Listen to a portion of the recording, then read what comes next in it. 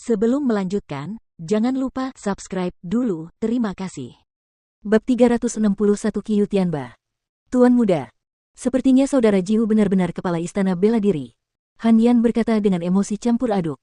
Meskipun mereka telah menduga hal ini benar, namun sangat berbeda ketika benar-benar mengonfirmasi keyakinan mereka. Bagi Jiang Chen dan teman-temannya, semakin bergengsi status Wu Jiu, semakin baik bagi mereka. Oleh karena itu, status Kaisar ke-9 dan Kepala Istana sudah lebih dari cukup bagi mereka. Saya Jiang Chen, teman Wulang. Jiang Chen berkata sambil tersenyum tipis. Jiang Chen. Pemimpin itu mengernyitkan alisnya, seolah-olah dia pernah mendengar nama ini di suatu tempat sebelumnya, dan nama itu benar-benar tidak asing baginya. Namun, entah mengapa, dia tidak dapat mengingat di mana dia mendengarnya. Pada saat yang sama, 3 penjaga lainnya memasang ekspresi samar yang sama di wajah mereka. Akan tetapi, ekspresi kabur mereka itu hanya berlangsung sesaat, lalu semuanya membuka mata lebar-lebar. Jiang Chen. Kau Jiang Chen itu. Pemimpin itu langsung berseru, Jiang Chen yang membunuh para jenius dari klan Sangguan dan Sekte Pedang Miriat di Pulau Es dan mengalahkan Wu Chong. Itu aku. Jiang Chen menanggapi dengan senyuman. Karena dia sekarang berada di istana bela diri, dia tidak perlu menyembunyikan identitasnya lagi. Ketua, dia benar, lihat anjing itu. Jarang sekali melihat anjing yang tampak begitu agung, dia pasti Jiang Chen. Kita tidak mampu menyinggung perasaannya. Tuan Muda sudah memberi perintah, jika Jiang Chen datang ke sini, kita harus mengizinkannya masuk. Para penjaga saling berbisik. Sekarang, tidak ada seorang pun yang tidak tahu tentang reputasi Jiang Chen yang ganas. Apa yang terjadi di Pulau Es telah menyebar ke seluruh benua timur, termasuk istana bela diri. Jadi, ini Tuan Muda Jiang Chen, mohon maaf atas ketidaktahuan kami. Kepala Istana Muda sebelumnya telah memerintahkan kami, jika Tuan Muda Jiang Chen datang ke sini, kami harus membiarkan Anda lewat. Silakan lewat sini, Tuan Muda Jiang Chen. Pemimpin pengawal itu memberi isyarat menyambut Jiang Chen. Dia tidak berani bersikap sombong seperti sebelumnya lagi. Tentu saja, dia menghadapi seorang pria yang ganas, seorang pria yang bahkan akan membunuh ayah dari surga jika didesak terlalu keras. Dia hanya tidak punya nyali untuk menyinggung perasaannya. Tidak hanya itu, Jiang Chen adalah teman kepala istana muda mereka, dan kepala istana muda itu telah memberitahu mereka bahwa jika Jiang Chen datang ke sini, tidak ada seorang pun yang diizinkan menghalanginya. Jiang Chen menjawab sambil tersenyum, lalu ia terus berjalan menuju bagian dalam istana bela diri. Namun, setelah hanya 2 langkah, ia berbalik dan menatap pemimpin itu, lalu bertanya, siapa namamu? Mendengar pertanyaan ini, pemimpin itu mulai gemetar ketakutan. Dia mengira Jiang Chen tersinggung karena tindakannya sebelumnya, dan menanyakan namanya untuk mengadu kepada Kepala Istana Muda. Jika Kepala Istana Muda benar-benar ingin menghukumnya, dia akan lebih mati daripada daging mati bahkan jika dia memiliki 8 kepala. Pria itu merasa sangat menyesal saat ini, tetapi dia tetap menjawab dengan jujur, Tuan Muda Jiang Chen, namaku Niu Er. Aduh, kelompok itu terkejut. Nama yang luar biasa, Niu Er. Aku butuh bantuanmu sekarang, bawa aku ke tempat Yu Zihan dan Guan Yiyun menginap, pil pemulihan bumi ini adalah hadiahmu. Jiang Chen dengan santai melemparkan pil pemulihan bumi ke telapak tangan Niu Er, menyebabkan mata Niu Er langsung terbelalak. Ia merasa seolah-olah uang baru saja jatuh dari langit, yang langsung membuat pikirannya kabur. Niu Er hanyalah seorang pendekar inti ilahi tingkat menengah, dan itu hanya memberinya posisi penjaga di istana bela diri, dan tidak mungkin ia dapat dibandingkan dengan semua murid jenius itu. Memang, istana bela diri kaya akan sumber daya kultivasi, tetapi sumber daya terbaik semuanya disiapkan bagi mereka yang berasal dari latar belakang yang kuat, dan mereka tidak berhubungan dengan Niu Er.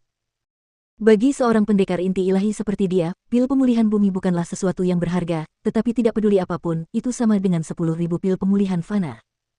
Lebih jauh lagi, apa yang diminta Jiang Chen kepadanya adalah tugas yang mudah, ia akan melakukannya bahkan tanpa imbalan apapun. Yang lebih melegakan bagi Niu Er adalah kenyataan bahwa Jiang Chen tidak menanyakan namanya untuk mengeluh kepada Kepala Istana Muda. Sebagai pengawal istana bela diri, aku tahu persis di mana semua murid jenius itu tinggal. Yu Zihan, Guan Yiyun, dan Tian Yishan datang ke sini 3 bulan lalu, dan aku tahu di mana mereka tinggal. Niu Er menepuk dadanya sambil berbicara. Setelah itu, dia membawa Jiang Chen lebih jauh ke wilayah istana bela diri. Ketiga prajurit emas lainnya semuanya menunjukkan ekspresi iri. Mereka tidak pernah mendapatkan pekerjaan semudah itu dengan imbalan yang begitu besar. Dari wilayah luar Gunung Wufu ke wilayah dalam istana bela diri, ada sebuah jembatan yang membentang di langit. Ketika berdiri di atasnya, seseorang dapat melihat seluruh pemandangan di sekitar Gunung Wufu. Saat ini, Jiang Chen dan kelompoknya sedang berjalan di atasnya, dan di bawah mereka ada hamparan kosong yang dipenuhi kabut putih. Ketika mereka mengalihkan pandangan ke cakrawala, mereka dapat melihat air jernih dan bukit-bukit hijau, air terjun, dan pohon pinus hijau di mana-mana. Banyak istana berdiri tegak di wilayah dalam, dan halaman-halaman yang dibangun dengan indah tersebar di seluruh tempat. Tempat ini sangat indah. Mata indah Yan Chenyu melihat kemana-mana. Dibandingkan dengan pemandangan indah yang menyerupai tempat yang langsung muncul di alam abadi, dia merasa bahwa kota merah adalah tempat yang benar-benar kecil. Dunia luar dipenuhi dengan pemandangan yang luar biasa, dan jika dia tidak mengikuti Jiang Chen, dia mungkin tidak akan pernah bisa menyaksikan pemandangan yang luar biasa seperti itu. Ini adalah daerah tempat tinggal, Yu Xihan dan yang lainnya tinggal di sana. Niu Er menunjuk ke tempat tinggal. Di dalam istana bela diri, selain dari para penjaga yang berpatroli, jarang sekali bertemu dengan murid-murid jenius. Karena persaingan di sini terlalu ketat, jika seseorang tidak berusaha cukup keras, yang lain akan menyusul dalam waktu singkat, jadi semua jenius itu berkultivasi dengan gelisah, memanfaatkan setiap detik yang mereka miliki. Saat Jiang Chen tiba, hari sudah sore, dan tidak banyak orang yang berjalan di area publik. Mereka sesekali bertemu dengan beberapa orang, dan mereka akan menerima tatapan penasaran. Tak lama kemudian, di bawah pimpinan Niu Er, rombongan itu sampai di tempat tinggal. Dibandingkan dengan tempat tinggal di Sekte Hitam, kondisi di sini jauh lebih mewah. Semua tempat tinggal adalah halaman yang dibangun dengan indah dan lingkungannya luar biasa. Tuan Muda Jiang Chen, halaman ketiga dari kiri adalah tempat Yu Xihan dan yang lainnya menginap. Aku tidak akan mengikutimu ke sana. Niu Er memberitahu Jiang Chen. Seorang penjaga adalah orang yang tidak diunggulkan di istana bela diri, dan tidak ada yang menganggap mereka serius. Oleh karena itu, jika tidak ada yang istimewa terjadi, para penjaga tidak akan memasuki area tempat tinggal para murid. Baiklah, terima kasih sudah membantu. Jiang Chen berkata sambil tersenyum di wajahnya. Jangan sebut-sebut itu, Tuan Muda Jiang Chen. Meskipun tindakanmu di Pulau Es menyinggung banyak kekuatan dan orang, aku sangat mengaguminya. Jika suatu hari aku bisa sekuat dirimu, membuat namaku didengar oleh banyak orang, itu akan sepadan bahkan jika aku mati di detik berikutnya. Ekspresi kekaguman memenuhi wajah Niu Er. Semua orang punya impian mereka sendiri, dan citra Jiang Chen sebagai iblis yang kacau menyebabkan dia menjadi idola banyak orang. Beberapa bahkan bermimpi menjadi sekuat Jiang Chen, dan membuat nama mereka didengar oleh dunia, bahkan jika itu berarti mengorbankan nyawa mereka. Setidaknya, kematian seperti itu tidak akan sia-sia. Ayo lanjutkan, lihat bagaimana keadaan Yu Xihan dan yang lainnya. Jiang Chen tersenyum, lalu ia memimpin kelompok itu menuju area tempat tinggal. Mereka tidak menemui kendala apapun di sepanjang jalan, dan mereka langsung menuju halaman ketiga yang ditunjukkan oleh Niu Er. Gerbang halaman terbuka, dan meski dari jauh, Jiang Chen masih bisa mendengar suara seseorang bertengkar di dalam.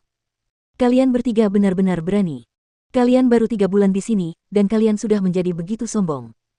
Siapa yang memberimu keberanian untuk mengalahkan pelayanku? Tahukah kalian siapa aku? Aku Qiu Tianba.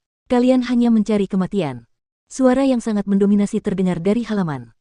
Saat ini, beberapa pria berdiri di dalam ruang sempit halaman, dan 3 pria yang berdiri di depan semuanya berwajah muram, dan amarah yang tak tertahankan memenuhi hati mereka. Ketiga pria ini adalah Yu Xihan, Guan Yiyun, dan Tian Yishan. Pada saat yang sama, ada 5 orang berdiri di hadapan mereka. Orang yang memimpin adalah seorang pria jangkung, dan dia tampak kuat seperti beruang di pinggul, dan punggungnya tampak lentur seperti harimau. Dia memiliki tubuh yang tinggi dan berotot, dan setidaknya 3 kali lebih besar dari Nangong Wentian. Dia mengeluarkan aura yang mendominasi dari seluruh tubuhnya, dan kultivasinya cukup baik di ranah jiwa tempur awal. Keempat pria di belakangnya semuanya adalah prajurit inti ilahi akhir, tetapi 3 dari mereka memiliki wajah yang penuh memar. Mereka jelas telah dipukuli sebelumnya. Orang terakhir adalah seorang prajurit inti ilahi puncak, hanya selangkah lagi dari alam jiwa tempur. Ia mengenakan pakaian yang mirip dengan yang dikenakan Yu Xihan dan yang lainnya, dan ia seharusnya juga menjadi murid istana bela diri. Akan tetapi, ia berdiri di belakang Qiu Tianba ini, karena ia hanyalah seorang pengikut. Qiu Tianba, sebaiknya kau jangan terlalu jauh menindas orang lain. Meskipun kultivasi kami tidak sebanding denganmu, kami tetaplah murid istana bela diri, dan halaman ini adalah tempat kami tinggal. Namun, pelayanmu benar-benar datang ke sini dan mencoba mengusir kami. Beruntunglah kita baru saja mengalahkan mereka, mereka tidak tahu betapa tidak pentingnya status mereka. Yu Xihan menjawab dengan suara keras. Ia menggertakkan giginya dengan marah. Meskipun mereka telah berada di sini selama 3 bulan, kultivasi mereka telah mengalami pertumbuhan yang luar biasa, terutama Yu Xihan, yang telah menembus alam inti ilahi akhir dari tahap awal, menyebabkan kultivasinya setara dengan Guan Yiyun dan Tian Yishan. Sejak mereka tiba di istana bela diri, mereka selalu bersikap rendah hati, dan tidak pernah terlibat dalam masalah apapun. Namun, ketika masalah datang kepada mereka, mereka bisa menghindarinya. Hari ini, 3 orang datang ke halaman mereka dan meminta mereka untuk pindah ke tempat lain karena mereka menginginkan halaman ini. Yang membuat mereka semakin marah adalah bahwa ketiga orang ini bukanlah orang jenius dari Istana Bela Diri, mereka hanyalah pelayan Qiu Tianba. Ada banyak murid dengan latar belakang yang kuat di Istana Bela Diri, dan ketika mereka datang ke sini, mereka juga membawa pelayan mereka sendiri, dan menjalani kehidupan sebagai seorang guru ketika mereka tidak sedang berkultivasi. Para pelayan Qiu Tianba terlalu sombong, dan mereka mengandalkan status dan tingkat kultivasi tuan mereka. Mereka tidak peduli pada siapapun, dan bahkan tidak menganggap serius pendatang baru. Dengan temperamen Yu Zihan dan dua lainnya yang panas, mereka tidak tahan dengan sikap para pelayan ini, dan tidak mungkin mereka akan menyerahkan halaman mereka. Oleh karena itu, ketiganya memukuli para pelayan itu dengan serius, dan akhirnya, tuan mereka Qiu Tianba datang kepada mereka, dan sepertinya dia tidak akan membiarkan masalah ini begitu saja. Status ayah jauh lebih baik darimu. Biar kukatakan padamu, aku tidak akan menyelesaikan masalah ini dengan mudah. Aku ingin kau berlutut di hadapanku dan bersujud, memohon ampunanku. Setelah itu, kau harus memberiku beberapa pil sebagai kompensasi. Tentu saja, kau juga harus pindah dari sini. Pelayan itu tampak seperti berusia 40-an, dan dia bersikap lebih arogan daripada Qiu Tianba.